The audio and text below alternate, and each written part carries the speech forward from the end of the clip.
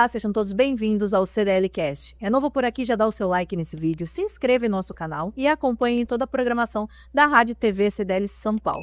Ao meu lado, presidente Maurício Steinoff. Olá, Maurício. Olá, tudo bom, Ana? Olá a todos vocês. Obrigado por estar assistindo o nosso programa de hoje. Hoje nós estamos com um convidado muito especial, que é o deputado estadual Luiz Fernando, foi candidato a prefeito de São Bernardo do Campo, uma pessoa ativa, empresário, entende daquilo que está acontecendo no nosso país, no nosso estado, e vamos ter uma entrevista muito rica hoje. E o currículo dele é imenso, inclusive ele vem de família, né, que já está na política há muito tempo, foi picado pelo bichinho da política, né, e a gente vai falar um pouquinho sobre ele.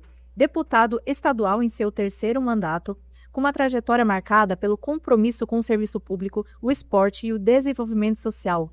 Luiz Fernando tem raízes na política, seu pai e seu irmão foram prefeitos e deputados. Começou sua vida pública como vereador em Casa Branca. Mais tarde se destacou em São Bernardo do Campo, tanto na gestão pública quanto no esporte, ao liderar o São Bernardo Futebol Clube e criar o projeto Tigrinho, que beneficia mais de 11 mil crianças com aulas gratuitas de futebol.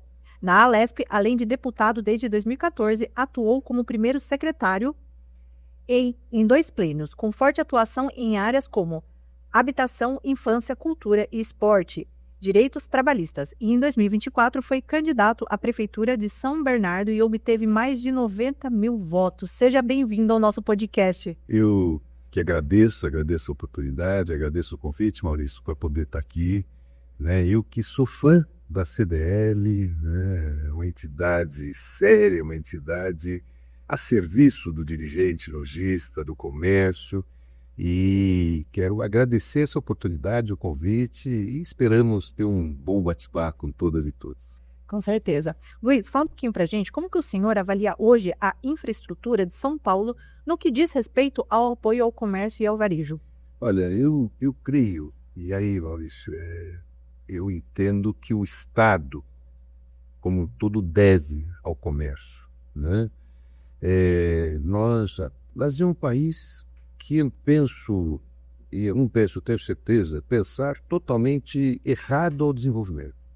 É um país onde o custo do Brasil é um negócio absurdo. É um país onde você pega uma bala, o que tem de imposto nessa bala é um negócio absurdo. Então, assim, nós estamos falando da infraestrutura, mas nós precisamos de ter um olhar dos nossos governantes, né, para o setor produtivo e para o comércio, né? O comércio hoje é um dos setores que mais emprega, né, é um setor que faz a economia desse país girar, né, e assim, tem sido muito mal contemplado. Seja nos índices tributários, né, o Estado de São Paulo, em média, 18% de ICMS, quando não coisas de um valor muito maior, 20 e tantos por cento de imposto, ICMS, um imposto estadual. Aí você ainda tem imposto municipal, aí você tem o custo nacional, né, PIS, COFINS, os impostos agregados ao salário, é uma coisa também que para o dirigente, para o empresário do comércio, pesa demais. Então, assim, questões básicas não são vistas ou são muito mal conduzidas. Eu acho que tem uma distância muito grande entre o comerciante, o empresário e o Estado, né? Nós precisamos trabalhar muito, e a CDL tem um trabalho muito forte nesse sentido. Aonde você está atuando, você olha assim, tem alguém da CDL brigando, ou está o nosso presidente, ou tem alguém, sobretudo aqui em São Paulo, de uma forma muito importante. Agora, a nível de infraestrutura, então, aí eu vou dizer a você que é muito mal conduzido. Por quê? Você anda no mundo todo, você vai aqui do lado, Buenos Aires, né, um país muito mais pobre, muito menor que o nosso país. Você chega em Buenos Aires, você tem uma linha de metrô que liga todo lugar a todo lugar. Quando você não tem o metrô, você tem linhas e linhas de ônibus, você tem um transporte público muito eficiente. Não podemos dizer isso de São Paulo, né?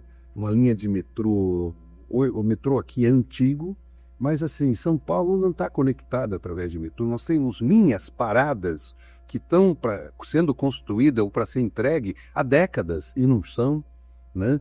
Então, assim, isso vem sendo muito mal conduzido no estado de São Paulo, e eu não digo pelo governo local, por todos os governos que têm se sucedido em São Paulo. Então, a questão da infraestrutura humana, ela de fato não tem olhado o comércio, não tem olhado para a economia, não tem olhado para o desenvolvimento. Parece-me muito, Maurício, me perdoe, que defende interesses particulares de empresas de ônibus e tal, né? E em detrimento do desenvolvimento da cidade, do comércio. Você quer desenvolver uma região? Leva o metrô para lá. Essa cidade, essa região vai desenvolver, vai crescer, o comércio vai crescer. A Grande São Paulo ela não está interligada, né? Nós não temos ainda um metrô para o ABC, nós não temos metrô para Osasco, para Guarulhos, nós não temos. Então, assim, tem faltado aos nossos governantes, aos políticos, à classe política local, e eu tenho sido um grande crítico e tenho lutado muito contra isso, né? Pra você ter uma ideia, só para exemplificar o que eu estou dizendo, Luiz, você tem uma cidade filiada dentre tantas outras, né, que é São Bernardo, que é Santo André, que é São Caetano, tudo ligado à CDL São Paulo. E aí você pega o seguinte, nós tínhamos conquistado o metrô, ligando o ABC aqui. Isso foi feito, um estudo preliminar, custou milhões de reais, foi feito um projeto básico, custou centenas de milhões de reais, foi feita uma licitação, foi feita a contratação de um consórcio que ia ligar a capital ao ABC. São Caetano, Santo André, São Bernardo foi uma possibilidade de se chegar a Diadema. O governo Alckmin, à época, assinou o contrato, foi feita a licitação, assinou o contrato. O governo Dória veio e desfez o contrato. Então, assim, falta infraestrutura voltada ao comércio, pensando no desenvolvimento, né? E nesse setor que é um dos setores que mais emprega, né? E que gera riqueza para o nosso país. Olha, deputado, o senhor falou duas coisas muito importantes. Em relação à infraestrutura, a gente percebe onde você tem uma estação do metrô, há um desenvolvimento muito grande, seja lá prédios sendo construídos, comércio crescendo, gerando emprego, gerando renda. E o custo de um congestionamento, o custo que a pessoa tem dentro do ônibus parado é muito grande. Além do tempo, o custo financeiro, e ela deixa de usar esse dinheiro no comércio. Que comércio quer? Quer pessoas quer famílias com emprego e renda. Quando você tem emprego e renda, o comércio vende. Você compra da indústria, que vai empregar mais gente, enfim, cria, né, uma cadeia de crescimento muito importante. E é isso. Em relação à questão tributária, de fato, é uma situação difícil. E eu vejo, muitas vezes, a federação, nós até desistimos de brigar para diminuir a carga tributária. É muito complicado, né, você mexer com isso. Mas nós entendemos que as obrigações acessórias são tão ou mais perniciosas ou mais difíceis de lidar do que a carga tributária. Nós, há uns anos atrás, nós apresentamos na Secretaria da Fazenda aqui do Estado de São Paulo um modelo onde os entes, o municipal, o estadual e o federal, que recebem informações, que muitas vezes informações repetidas. Somamos o município, o estado e a União com a mesma informação. E existe um convênio entre eles de trocas, de passar essas informações. Nós levamos de 48 informações que o contador precisa dar. Isso custa tempo, custa dinheiro, ainda leva a erros, né, porque gera o erro, que é multa, e gera uma multa também, para apenas 7 informações. Era só o compartilhar essas informações entre os entes federativos que melhorariam muito a vida, mas também nós não conseguimos. Então, nós vamos te levar essa demanda lá. Quem interessa essa burocracia, presidente? Pois é complicado, mas nós vamos te levar na proposta, o vídeo tá, para você entender, é uma bandeira, não vai diminuir a carga tributária, não era nada, vai facilitar. Agiliza, evita erros e barateia a burocracia. Quanto menos burocracia, mais rápido, mais ágil, mais barato. Né? Exatamente, é isso aí. E menos corrupção. Quanto menos burocracia, menos corrupção. Exatamente. Bacana. Fala um pouquinho pra gente, Luiz, qual que é a importância da Comissão de Infraestrutura para melhorar o acesso aos centros comerciais e polos varejistas, como que a gente estava mencionando agora há pouco? Então, hoje a infraestrutura, ela, nesse mundo que nós vivemos, grandes metrópoles, sob maneira, quando você fala em grande São Paulo, você está falando em grandes futuras e tal. O presidente Maurício acabou de dar um exemplo. Quando você leva o metrô para um determinado lugar, você desenvolve aquele lugar. E eu não estou falando de qualidade de vida, como o presidente falou, não, porque o empregado sai da casa dele às 5 horas da manhã, ele normalmente precisa acordar às 4, para poder sair assim, né? Se ele já chega cansado no comércio, já chega cansado porque ele já gastou 2 horas só do transporte público, falta de visão, de infraestrutura e tal. Então, assim, que esse menino, esse senhor, essa senhora, essa menina, eles vão produzir menos, porque já chegam cansados. Aí você tem um dia atrabalhado, vai sair cansado, aí você tem que pegar outras 2 horas para poder chegar na tua casa. Então, eu estou falando de qualidade de vida, de produtividade. A infraestrutura é que resolve isso. Meios de transporte mais rápidos, corredores de ônibus, trens sobre trilhos, metrô. Aí você pode ver quais são as opções. Bicicleta, né? Você ter corredores, estimular a pessoas andarem de bicicleta, saúde e tal, mas ela tem que ter proteção, não do jeito que foi feito hoje em São Paulo, que você pega a bicicleta, vai andar ali, você morre de medo de ser atropelado, e muitos são atropelados. Mas você tem lugares, na Europa, por exemplo, é muito comum o uso da bicicleta, é uma opção, né? Te convido, não sei se você conhece Maricá. Maricá é uma cidade do Rio de Janeiro, uma cidade muito rica, a gente tem royalties de petróleo e tal, então eles podem fazer Lá você não paga ônibus, não paga transporte. E uma das opções que a prefeitura disponibiliza para não são ônibus, é a bicicleta também. Mas assim, seguro, é um negócio interessante. Então, a infraestrutura, ela não só atrapalha muito a questão da qualidade de vida, da produção, mas como disse o presidente Maurício, né, ela leva a desenvolvimento, né, ela leva a público, ela facilita o acesso. Eu vou nessa loja, mas eu tenho que pegar 7 conduções para ir no comércio. Eu penso 5 vezes, não, eu vou pegar uma condição rápida, eu monto e vou, é rápido. O tempo hoje é um negócio muito caro para as famílias, né? Então, assim, eu quero, assim, só para exemplificar com você que está nos acompanhando, né? A Zona Leste de São Paulo, Tatuapé, hoje é um bairro nobre, um bairro caríssimo, mas é um bairro industrial, um bairro pobre. Quando você levou o metrô para a Zona Leste, décadas e décadas atrás, década de 80, se não me engano, 70, 80, você começou a desenvolver a Zona Leste de São Paulo. Hoje, a Moca, o que era a Moca, se não uma área industrial?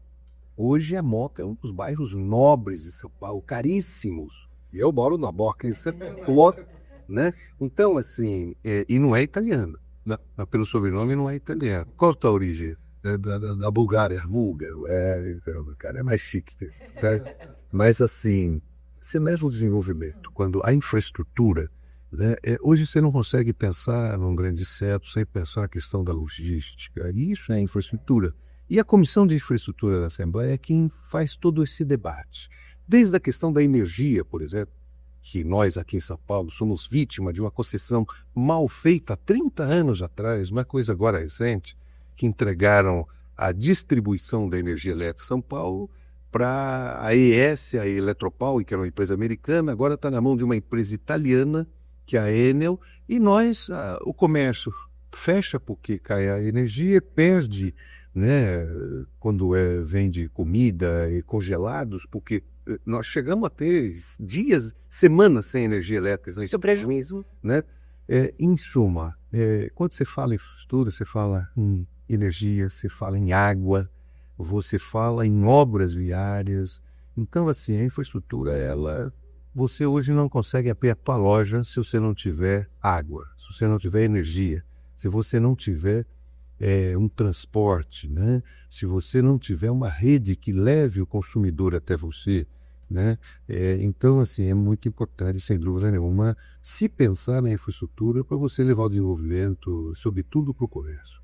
Bom, eu estava aqui observando, né? Nós tínhamos preparado algumas perguntas para o deputado, e o deputado já respondeu várias delas, né? Uma só. Então, mas tem uma coisa aqui que é importante, é quando nós falamos de conectividade digital. Hoje o mundo digital está presente nas empresas, nas escolas, ainda mais agora com a inteligência artificial, né? Que é uma coisa que está dominando o mercado, já é uma commodity, né? Sem dúvida. Então como é que a sua comissão está tratando desse assunto? Nós temos feito esse debate de forma importante. Nós fizemos agora recentemente uma CPI, muito mal conduzida por uma deputada da casa, que acabou fugindo à lógica que precisava ter, mas pudemos convocar todas as empresas de redes e tal, e que assim ficou claro também o seguinte: hoje o serviço é muito mal prestado, nós temos quedas constantes de internet também. O que falta é infraestrutura. Falta cabos de fibra ótica, né, que o mundo já se ligou e São Paulo ainda anda a passos lentos. Nós somos a locomotiva do Brasil, mas posso dizer uma coisa? Está acabando o diesel. Essa locomotiva está quase parando. E aqui eu trago, assim, com muito temor essa afirmação, porque o Brasil depende de São Paulo, a indústria de ponta está aqui em São Paulo, né, e os nossos governantes, Prefeitura de São Paulo, com todo respeito, tem errado muito isso. Precisava estar avançado. São Paulo tinha que estar interligado totalmente de fibra ótica, porque muitas empresas querem vir para o Brasil e querem se instalar hoje em São Paulo, só que nós não temos infraestrutura de fibra para oferecer.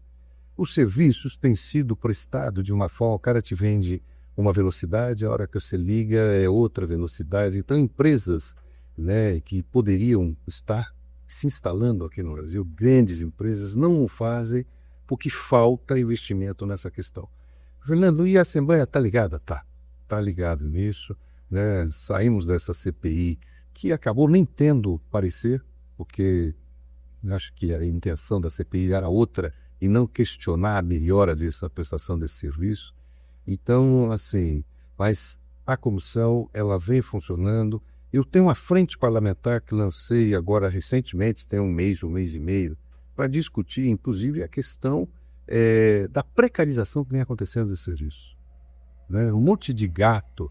Hoje você anda na rua, você vê os postes assim, aquele monte de fio pendurado, um cortando o outro cortando um, sofrendo solução de continuidade, caindo o serviço. E aí os escritórios, as empresas, o comércio, né, não conseguindo trabalhar. As escolas. E eu tenho uma frente parlamentar que eu coordeno para debater esse assunto. Nós estamos, inclusive, estimulando, através de um deputado muito amigo, que é daqui de São Paulo também, o Kiko Severin, que foi o prefeito de Franco da Rocha, estou estimulando o Kiko também a lançar essa mesma frente na Câmara Federal, para que a Assembleia e Câmara Federal possam fazer um enfrentamento desse debate, junto a Anatel, que é a Agência Nacional de Telecomunicações, mas junto à ANEEL de Energia Elétrica, para que a gente possa pensar, sabe, nós precisamos, quando o governo federal está debatendo levar internet na roça, na floresta, hoje os centros comerciais nossos, os grandes centros, têm problemas estruturais de infraestrutura para que as escolas, como você disse, hoje o mundo usa a inteligência artificial para tudo. O Brasil, para fazer piadinha, você vê a inteligência artificial sendo tá mal errada. E a produção, o setor produtivo, com dificuldade para usar essa inteligência artificial. Nós estamos vindo com a geração muito ligada, né, muito conectada. E nós temos dificuldade hoje de infraestrutura, né, e nós temos... O governo federal está vindo com um olhar importante, né? E aqui não faço nenhuma propaganda, mas chama atenção para dar uma olhada na lógica de conectividade, os programas de conectividade que o governo federal vem fazendo, sobretudo na área da educação, né? Mas a nível Brasil, porque você tinha São Paulo, de certa forma, com desenvolvimento mediano, mas existia, e o resto do Brasil nenhum. Né? Então o governo federal vem trabalhando para tirar esse atraso e investindo para que estados possam crescer e oferecer essa oportunidade, sobretudo para essa nova... A indústria é nova hoje, né? Os serviços são novos. Hoje o meio digital, se você estiver fora dele, você está fora do mundo. Então, até a nível de empregos que vão acontecer amanhã, hoje não existem. Então, até para preparar a mão de obra, nós precisamos de ter essa infraestrutura mas nós estamos ligados com isso. É verdade. Eu há 8 ou 9 anos atrás, estava num país da Ásia e você tinha internet de qualidade, Wi-Fi na rua, gratuito, de qualidade, 24 horas por dia. Claro, não dá para comparar o tamanho do nosso país com aqueles países, mas de qualquer forma, mostra que nós estamos atrasados. E esse investimento, não é só do governo federal, as cidades, os municípios, o Estado também deve fazer esse investimento, porque levar informação, levar conhecimento é uma forma de você criar o desenvolvimento também. Né? Sem dúvida, sem dúvida.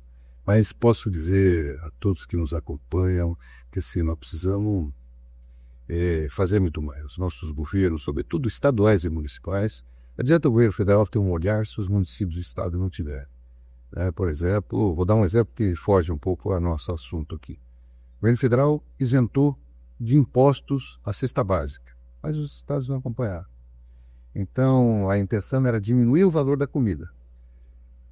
Em São Paulo, a gente isentou alguns itens, e não a da comida. Então, assim, isso pega na ponta e aí atinge frontalmente o comércio. Porque normalmente eu ia gastar X de comida, mas eu ia comprar uma roupa, eu ia comprar isso, eu ia comprar um óculos e tal. E aí eu não consigo comprar porque uma visão equivocada de um governante ou outro. Isso nós precisamos mudar um pouco essa ótica, né? Hoje a gente, antes de entrar no ar, estamos falando um debate de direita, esquerda. Nós precisamos pensar no Brasil, pensar no povo, pensar no comércio, pensar no desenvolvimento. E aí não tem esquerda, não tem direita. Nós tínhamos que estar todos aqui em prol do desenvolvimento do nosso país e do nosso povo. Concordo totalmente com o senhor deputado. Vamos falar um pouquinho sobre segurança? Como que a segurança pública está sendo pensada junto da infraestrutura urbana para proteger os lojistas e os seus consumidores? Olha, que pergunta difícil, e eu vou te dar uma resposta muito mais difícil e talvez você vai ficar desencantado. Não tem sido pensado. Não tem sido pensado. Eu costumo dizer que a segurança pública, você precisa da polícia militar, da polícia civil, quando você perdeu a guerra. O trabalho preventivo, presidente, ele é muito mais barato do que o trabalho curativo. Você pegar uma criança... Ou na saúde, né? Exato, exato. Você pegar uma criança, primeiro disputar o tempo dessa criança. A primeira briga que você tem que fazer. Porque você está disputando com quem? Com o crime organizado, com o tráfico de droga, sobretudo na periferia. Quando você não entra nessa briga, o tráfico entra. O crime entra. Então, assim, o nosso governo do estado de São Paulo, atual, e os anteriores, eles abandonaram essa briga há muito tempo. Eu sou de uma geração que você ia na escola, você aprendia, se você não aprendesse, você repetia de ano, os professores que estavam para te ensinar eram extremamente preparados, muito bem remunerados, e aí o problema está aí. Quando você paga bem, você tem o bom. Quando você paga mal, você vai ter o que não é tão bom, o que sobra, né? Exato. Muitos professores saem da rede pública e vão dar aula na rede particular. Por quê? Porque é um salário de fome, de miséria o que se paga na rede pública. Eu falo isso com muita tranquilidade porque eu sou filho de uma educadora. E o exemplo que eu dou ele é fatal. Nós somos em 10 irmãos em casa. Por isso que eu entrei na política. Você já sai bem votado em casa, né? E assim, sou filho de 10 irmãos e minha mãe ainda adotava 3. Nós éramos em 13 irmãos. E aí o que acontece? Quando meus pais se separaram, minha mãe saiu e foi sustentar a gente à época com o salário de educadora. Nenhum de nós morreu de fome. Nenhum de nós morreu de fome. Óbvio que diminuiu muito a qualidade, talvez a quantidade, mas a gente comia e tal. Hoje, se uma mãe com 13 filhos, com salário de professora, os filhos vão passar fome, né? Então, assim, o governo do estado abandonou esse tema já há muito tempo, né? E isso vem só piorando, né? E aí o trabalho preventivo não existe. Não existe. Eu toquei, presidente, e tenho até hoje um projeto chamado Projeto Tigrinho. É um projeto que eu sempre concebi para Deus, faço como empresário, nunca fiz politicamente. Eu montei esse projeto em 2009, eu só virei deputado em 2014. Tá? Então não tem nada a ver o meu projeto com a política.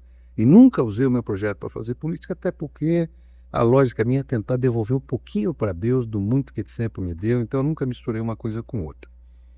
Qual era a minha briga? Qual é a minha briga? Ir na periferia e tentar tirar esse menino da rua no tempo ocioso dele. O menino vai na escola de manhã, à tarde fica comigo. O menino vai na escola à tarde, de manhã fica comigo. Qual a estratégia que eu usei? Futebol. Esporte. O esporte. Mas hoje eu tenho na cultura também. Hoje eu tenho escola de música. Hoje eu tenho, além da escola de música e do futebol, eu tenho jiu-jitsu, né? Várias academias lá em São Bernardo, que a ideia é trabalhar no contraturno escolar com essas crianças da periferia. O que eu faço? Eu disputo essas crianças. Eu tiro ele de perto do crime, da droga e trago com atividade salutar, né? Socializa, né? Exato. E aí se ensina muita coisa com essa criança na hora que você tem ela na mão. Então, assim, o foco meu tem sido esse. Quando que a polícia entra? Na hora que você perdeu a guerra. Você não protegeu, não deu uma educação de péssima qualidade. Uma criança, hoje você manda o trabalhador, ele manda o filho para a escola, se o menino não aprender absolutamente nada, eles passam organizando. Aí no outro ano ele não aprendeu nada, Maurício, eles passam de novo. Não aprendeu nada, passa de novo. Depois eles dão um diploma com essa criança. O que essa criança vai conseguir? Você não vai contratar para trabalhar na tua loja, porque se ele precisar dar um troco, ele não sabe. Se ele precisar anotar um recado, ele não sabe. Ele não aprendeu a pensar, não se desenvolveu. Quem dá chance para esse menino?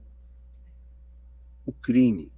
O crime dá chance para esse menino. Porque... E aí nós temos presídios lotados, aí você sai com o teu celular, o menino passa e toma, aí você fala o quê? Mata. Primeiro, nós vivemos num país que não existe pena de morte, né? Então, assim, eu particularmente entendo que não é esse o caminho, né? Segundo, um país que não investe absolutamente nada na disputa e proteção dessa criança. E aí, lá na frente, ele vai se perder. E cada dia só piora. E hoje, o comerciante abre a sua loja, é assaltado todos os dias, quando não 2 vezes por dia, quando não é morto, para que a pessoa possa consumir, pegar um dinheirinho, comprar droga e roubar, né? Enfim, é um processo que só está piorando e não os índices. Veja bem, os índices atuais do governo atual, do governo Tarcísio, têm aumentado roubos, têm aumentado a violência contra a mulher. Nós estamos chegando a números impensáveis de feminicídio, de estupros. Então, você falar de segurança, né? Eu vou dizer uma coisa, muitos amigos meus que são comerciantes, mas eles pensam em parar porque eles têm medo. Porque hoje a questão do assalto está tão banalizada e falta policial. E o policial que tem é mal pago. E olha só, Mal treinado e exausto. Porque o policial, como ele ganha mal, ele trabalha e é obrigado a fazer bicos. E esse bico é oficial, eles chamam de operação delegada. Gente, eu dou uma arma na mão de um ser humano que precisa estar descansado, com um reflexo em cima. O policial hoje atira, erra, mata um do lado que não tem nada a ver, perde o bandido e mata o inocente, porque esse cara está cansado, está exausto. Por quê? Porque nós temos um governo que pensa que você tem crítico, chega na periferia e sai matando, né? Então, assim, hoje, infelizmente, né, e aí é um dos piores números do nosso estado, o crime se organizou. Enquanto o Estado não se organizou, São Paulo hoje é o líder do crime organizado. É aqui de São Paulo, o PCC. O PCC se organizou dentro da cadeia, não foi na periferia, não. Foi na cadeia, eles estavam todos presos, se organizaram. O crime hoje é mais organizado do que o Estado. Tanto que o crime anda de Porsche, de helicóptero, e o cidadão está sendo assaltado, morto, violentado. Então, assim, nós precisamos. E o que me salta os olhos, se permitirem, né, é que o povo parece-me que está entendendo que está tudo bem. Por quê? Porque vem a eleição, essas pessoas são reeleitas. Eu vou dizer uma coisa. São Paulo, a cada dia que passa, está se tornando um estado mais violento, né? Pessoas, o crime. Eu me lembro, há tempos atrás, o Rio de Janeiro era olhado como o que tinha de pior na nível de segurança pública. São Paulo, os índices nossos passaram todos. Então, assim, falta policiamento, falta treinamento, faltam homens, faltam delegados. Você tem a polícia militar, a polícia civil. Você é assaltado, você vai fazer um BO. Aí eu te pergunto, vai fazer um boletim de ocorrência para quê? Tem gente para investigar esse roubo? Não tem investigador de polícia. Não tem delegados. E os que tem ganham muito mal. Por isso que você tem corrupção. né? O cara ganha mal, aí ele recebe uma proposta ali e fala, meu, pelo que me pagam aqui, não que eu ache isso correto, eu defendo que o trabalho, né, nós, sociedade, precisamos de ter uma sociedade consolidada. É o trabalhador ganhando bem, tendo condição de gastar. Nós estamos aqui na casa do comércio, né? Casa do dirigente lojista. E aí, nós queremos o quê? Que vá tudo bem, ponto. Essa entidade, ela luta para que vá tudo bem, ela está brigando para diminuir a burocracia, está brigando para, se possível, derrubar um pouco a carga tributária, mas, ao mesmo tempo, eu falava com o presidente antes da gente entrar no ar, está preocupado com a situação econômica do país, são brigas que fazem lá em Brasília, fazem aqui com os diversos governos, mas, assim, muitas vezes fica gritando sozinho, né, presidente? Pois é, deputado, estava te ouvindo e, como nós conversamos antes, toda a porta de saída dessa situação ruim é a porta da escola. É a educação. O Estado, meu pai dizia que o Estado tem algumas obrigações que são inerentes a ele, que é saúde, educação e segurança. Você der isso para as pessoas, você vai dar trabalho, você vai dar condição das pessoas trabalharem, porque elas vão ter saúde, vão se sentir seguras, e elas por si vão construir aquilo que a sua família precisa. E aí vai dar dignidade para aquela pessoa que leva o sustento para a sua família, que cria as condições de moradia para a família. E é tão óbvio, né? Mas parece que é tão difícil fazer o óbvio, né? Presidente, dessa tua linha da educação, ontem eu tive uma reunião à tarde com o Dr. Comini, que é a nossa autoridade portuária. É o presidente do Porto de Santos, com o Porto da América, então, Calatimo. E ele me dizia da dificuldade que ele está sofrendo lá. Por quê? Porque as empresas que operam o porto não têm mão de obra qualificada. Falta o quê? Formação, educação, investimento. Né? Aí você fala, está tudo bem? Não está tudo bem, falta mão de obra. Né? Mão de obra qualificada. Então, remunera melhor, né? Exato, e uma remuneração muito maior, muito melhor. E o porto, as empresas que operam o porto não acham mão de obra. Então, hoje, eu fecho contigo em número, gênero e grau. Você quer melhorar, investe na educação. A saída é essa educação. Cursos técnicos que são importantes, que são aquela base, já melhora muito a qualidade do emprego, melhora muito a remuneração, né? Dá condições da pessoa poder galgar outros níveis de educação, cursos superiores, né? Até porque muitas vezes eu percebo que muitos que têm formação superior, mas na hora que você trava um diálogo com ele, tenta buscar informações, você percebe a deficiência do que está acontecendo no nosso país. Mas é da base, né? É do primário, né? Do primeiro grau. Nossa época era primário, ginásio, né? Eu aprendi a falar colegial. Hoje não assiste mais isso, né? Eu também vi todas essas etapas. Mas o primeiro grau, que é extremamente importante, é onde de fato você vai instigar aquela criança a aprender mais, sem dúvida. Então, para isso você precisa de bons professores que sejam capacitados. O governo federal está atacando esse problema, né? Foi criado um projeto, tem sido um sucesso, que é o Pé de Meia. Nós estávamos tendo que o pessoal estudava até saía. Uma evasão escolar muito grande. E aí o governo federal, ele criou esse projeto onde o aluno, pela sua presença, pelo seu desenvolvimento e tal, ele passa a ganhar um dinheiro. Tentaram de tudo para desfazer e entraram com processo. Deputados do Centrão quiseram acabar com isso, mas é um sucesso. Né? O governo venceu todas as etapas judiciais, mostrou que é um projeto necessário e importante e funcionando. Agora, isso precisava ter o Estado, né? Não tirar dinheiro da educação e colocar mais. Né? Infelizmente, São Paulo, em dezembro, ao apagar das luzes do ano passado, tirou 11 bilhões de reais de educação pública.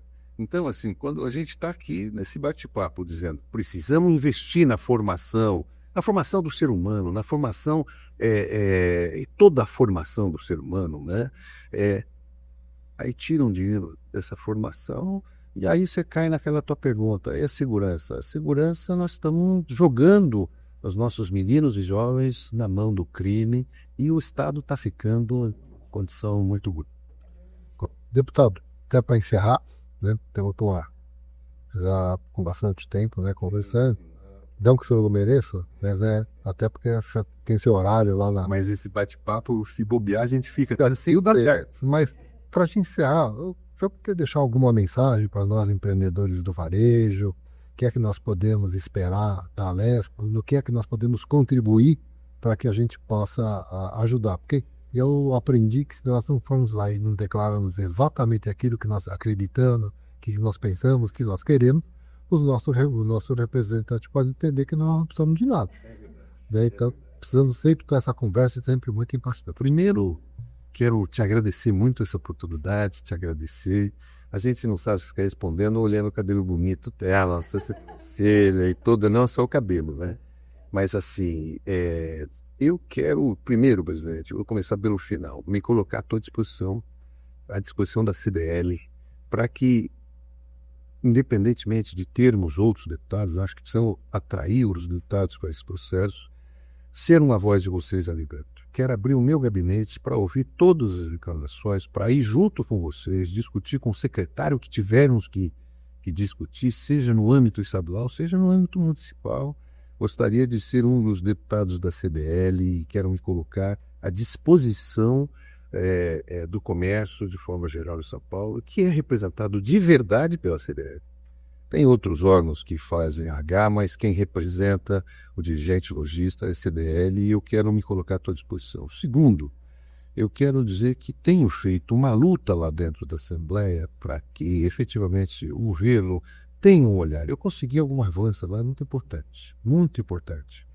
Para ter uma ideia, a indústria, sobretudo a indústria química, que é muito forte na minha base, ABC e na capital, eu sou deputado apoiado pelos trabalhadores da indústria química, tanto no ABC como na capital. E também represento a indústria de verdade, os proprietários industriais da indústria química dentro da Assembleia. Eu coordeno uma frente parlamentar em defesa da indústria química. Aí você fala, Fernando, por quê? Você, do Partido dos Trabalhadores, defendendo a indústria? Eu defendo o empresário. O que é o empresário é que emprega. Se você não tiver um empresário, você não terá o empregado. Simples assim. O que eu defendo é um salário digno, direitos, condições de trabalho dignos, ponto. E os dou como empresário. E eu consegui agora um avanço importante, que foi o seguinte. Para você fazer o licenciamento de operação da indústria, a cada 2 anos você tem que renovar esse licenciamento. É um licenciamento milionário, você gasta milhões e milhões e milhões, é uma burocracia que você terminou, saiu tua licença, você já tem que começar outra. Porque daqui a 2 anos é tanta burocracia que eu consegui, debatendo com o governo do Estado, debatendo sobretudo com a secretária, que é a secretária mais importante no atual governo, a secretária Natália. Ela tem 3 pastas sobre ela: infraestrutura, meio ambiente e logística. Né? É a supersecretária. E é supersecretária porque é super preparada também. Tem feito um trabalho. E dialogando muito com a secretária, eu consegui dobrar esse tema. A Frente Parlamentar da Indústria Química conseguiu dobrar esse tema. Por que você tem que fazer alvará na prefeitura todo ano? Por que você tem que renovar o teu alvará de bombeiro todo ano? Para alguém ganhar dinheiro com isso? Para quê? Meu, você está aqui, eu não fiz nenhuma mudança. Você vai vir um ano que vem, está exatamente igual. Por que eu tenho que fazer um novo alvará? Não, eu fiz uma mudança, então eu preciso de um novo alvará. Não, eu não fiz mudança nenhuma. Ah, não, mas mudou a lei. Mudou a lei, então eu preciso de uma nova adaptação. Não, não mudou a lei. Para quê? Então, acho que nós podíamos dar as mãos e a gente trabalhar algumas legislações nesse sentido, que tendem a burocratizar, a dar gasto para o empresário, né, a criar dificuldade, a criar corrupção. Porque aí tem aqueles caras que chegam, eu resumo isso aí para você, quer dar um jeitinho e tal. A gente está cansado de ver fiscais de várias áreas aí sendo presos por corrupção, tentando vender facilidade. Mas você só vende facilidade quando o Estado cria dificuldade. Né? Aí você acha um cara que quer dar um jeitinho. Então, assim, eu acho que a Assembleia ela pode irmanada a CDL, irmanada a você, a tua diretoria, a gente avançar em muitas coisas. E eu quero me colocar à sua disposição, presidente. Estou à disposição sua, não só como amigo, né, até suspeito, porque você me trata, eu, quando eu estou falando com você, depois eu saio achando que eu sou gente. Né? Então, também que você me trata. Mas assim, quero me colocar à disposição das tuas lutas, das tuas bandeiras, e é um dos principais setores hoje. Comércio é um dos setores que mais emprega, né, nesse país, e hoje, às vezes, sofrendo com dificuldade por burrice de governantes, né, em querer dificultar e não querer, né, o comerciante precisa crescer para gerar mais emprego, para dar emprego de maior qualidade, para crescer.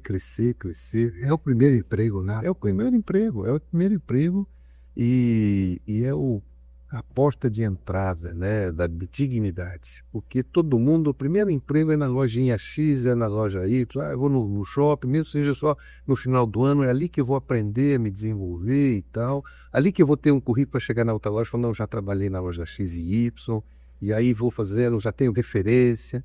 E é a porta da dignidade, sem dúvida nenhuma, o comércio. Então, nós precisamos tratar bem o comércio. E, presidente, conte com o meu mandato ao teu lado para que a gente possa melhorar as condições de todos os seus associados. Vamos contar sim, deputado. Vamos te procurar rotineiramente lá com as nossas demandas, com propostas, não só com demandas, mas também com propostas e querendo ajudar.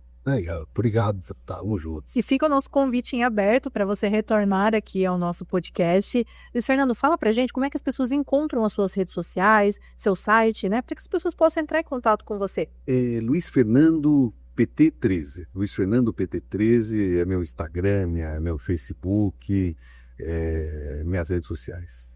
Luiz com Z. Luiz Fernando PT13. Luiz, muito obrigado. Fica aqui o nosso convite. E você que ficou aqui no nosso podcast, não esquece daquele like, se inscreve no nosso canal, acompanhe toda a programação da Rádio TV CDL São Paulo, faça o download dos nossos aplicativos e até o próximo episódio. Muito obrigada.